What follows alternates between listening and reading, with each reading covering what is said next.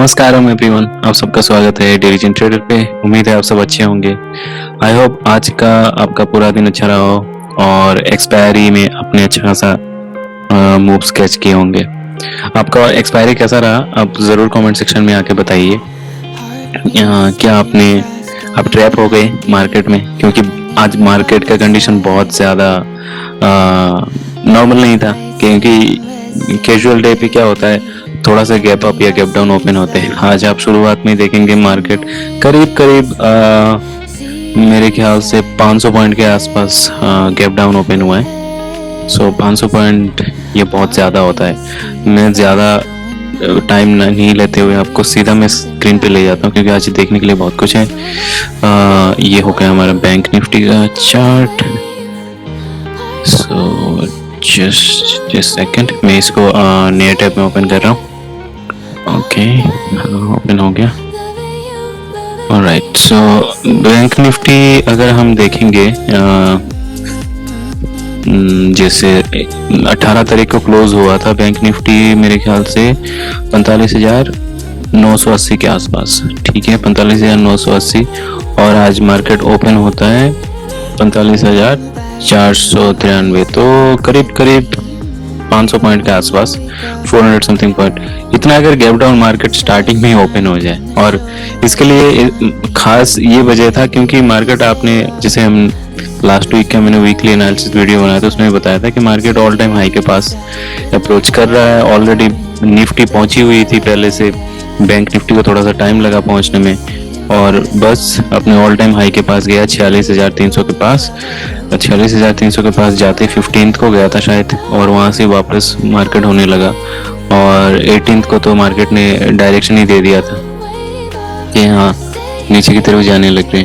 Same चीज़ हुआ है Nifty की कैंडल में भी। और आज जब इतना मतलब 500 पॉइंट अगर गैप डाउन ओपन हो जाता है, तो ऑन एन एवरेज डे पे अगर आप निफ्टी और बैंक निफ्टी की पुरानी डेटा ट्रैक करोगे तो आपको पता लगेगा कि जो है मतलब ऑन एन एवरेज डे पे 250 से 350 पॉइंट के आसपास जो है बैंक निफ्टी मूव करती है। ठीक है, निफ्टी का अलग है। तो बैंक निफ्टी अगर 250 से 350 के बीच में अगर दिन में मूव करता है, उसी जगह अगर शुरुआत में गैप डाउन ही इतना ज़्यादा ओपन हो जाए 500 के आसपास, क्योंकि यहाँ पे बहुत ज़्यादा प्रॉफिट बुकिंग हुई है मार्केट ओपन होते, तो थोड़ा सा यहाँ पे आप देखेंगे स्टार्टिंग का जो कैंडल है, थोड़ा सा यहाँ पे बायर्स एक्टिव होते हुए। तो इसमें ये ऑब्वियस इसलिए था क्योंकि मार्केट जो है ऑल टाइम हाई के पास पहुंच चुका था, और यहाँ से एक बाउंस बैक आना जरूरी था। यहाँ से आप देखेंगे तो मार्केट कम से कम इस लेवल से 44,400 से लेके करीब करीब 46,400, करीब करीब 2,000 पॉइंट की यहाँ पे वन वे यहाँ पे रैली बनी है। तो 2,000 पॉइंट की रैली अगर बैंक निफ्टी में बन रही है, तो वहाँ पे वो भी ऑल टाइम हाई के बाद, तो फिर यहाँ पे बनता ही है थोड़ा सा यहाँ पे बाउंस बैक आने की। तो वही किया मार्केट ने। बाकी हम देखते हैं ट्रेड हमने क्या क्या लिया। अभी चलते हैं 5 मिनट के कैंडल पे, इसको 5 मिनट का टाइम फ्रेम में लगा दिया हमने, और ये देखते हैं। हाँ, ये देखिए जैसे मैंने बताया था, मार्केट ओपन कितना हुआ यहाँ से करीब करीब 400-500 पॉइंट नीचे ओपन हो गया। फिर ओपन होते ही क्या हुआ, क्योंकि यहाँ पे यूजुअली क्या होता है, यहाँ पे बहुत लोगों ने यहाँ पे कॉल खरीदा होगा। 18th की बात कर रहा हूँ, 18th को बहुत लोगों ने क्या किया, यहाँ पे पुट भी लिया होगा। तो इसमें क्या हुआ, जो कॉल वाले थे इनको ये लगा, ये मैं कर रहा हूँ जो सेकेंडरी जो ट्रेडर होता है, basically secondary trader in the sense जो लॉन्ग पोजीशन करते हैं, लॉन्ग पोजीशन लेके चलते हैं ना स्विंग ट्रेडिंग पे, मे बी वीकली करते हैं या फिर मंथली करते हैं, बहुत लोग हैं। इसके ऊपर मैं एक प्रॉपर जो है वीडियो बनाऊंगा। अब मेरा जो बेस्ट सेटअप है, सेटअप के रिलेटेड, तो बहुत जल्दी वीडियो आएगा। आप चैनल को सब्सक्राइब करके रखिए, नोटिफिकेशन को ऑन करके रखिए, आपको मिल जाएगा उसके।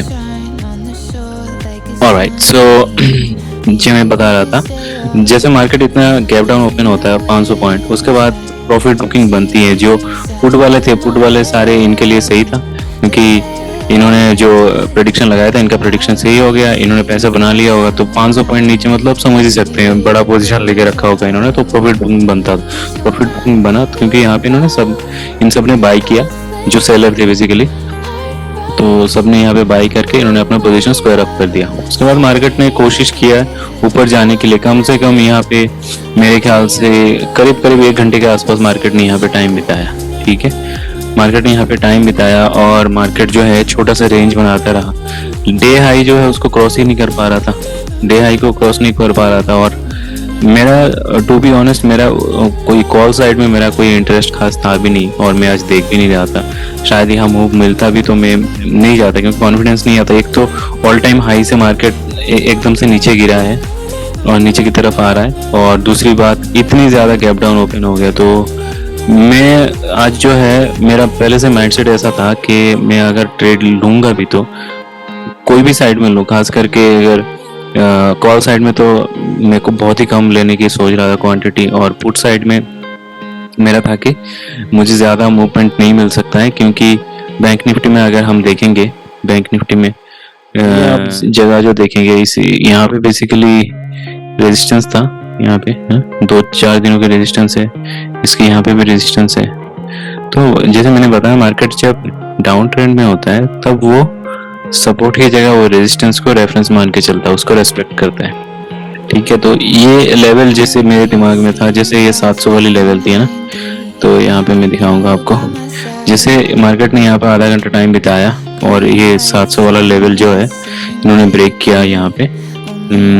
ये लेवल कितने का था, ये कुछ 650 का लेवल, सॉरी। जैसे इसने 650 का लेवल क्रॉस किया, मैंने यहीं पे कहीं पे पोजीशन ले लिया है ना, तो पोजीशन ले लिया। उसके बाद पहला मैंने ट्रेड यहीं पे क्लोज कर दिया, यहीं पे क्लोज कर दिया पहला ट्रेड। क्योंकि फिर आप अगर निफ्टी में जाके देखेंगे इस टाइम पे सेम जगह पे, तो निफ्टी क्या कर रहा था, डे लो क्रॉस कर रहा था इस टाइम पे। निफ्टी शायद डे लो क्रॉस कर रहा था, सॉरी, हाँ ये है निफ्टी। निफ्टी उस टाइम पे डे लो क्रॉस कर रहा था, तो निफ्टी को थोड़ा सा यहाँ पे रेजिस्टेंस मिला। उसके कारण जो है बैंक निफ्टी में जो पोजीशन ये मूव कंटिन्यू होना था, ये मूव कंटिन्यू होनी हुआ, ये वाली मूव यहाँ पे रुक गया, ये बस इसी कैंडल पे आया, रुक के यहाँ पे फिर कंसोलिडेशन होने लगा। कंसोलिडेशन होते होते मैंने फिर अपना ट्रेड तो मैंने यहाँ पे निकाल चुका था। पहला ट्रेड कुछ हमें यहाँ पे हुआ था 1000 रुपये के आसपास, जो भी है हमें प्रॉफिट हुआ था। फिर मैंने यहाँ पे ट्रेड लिया। हाँ, मैंने एक ट्रेड निफ्टी का भी लिया था। निफ्टी का इसलिए लिया था, स्टार्टिंग में मैंने जब पहला जो ट्रेड लिया था, तो मैंने उस टाइम पे दोनों का ट्रेड लिया था, निफ्टी का और बैंक निफ्टी का, दोनों का ट्रेड लिया था। इसके पीछे रीज़न क्या था, ये देखिए। निफ्टी में बहुत ज़्यादा ये मौका था कि निफ्टी जो है बेसिकली, निफ्टी का अगर देखेंगे डेली चार्ट में, निफ्टी में उतना ज़्यादा पास में कोई रेजिस्टेंस था नहीं, जैसे बैंक निफ्टी का रेजिस्टेंस बहुत ही ज़्यादा क्लोज था। निफ्टी का ऐसा कुछ नहीं था।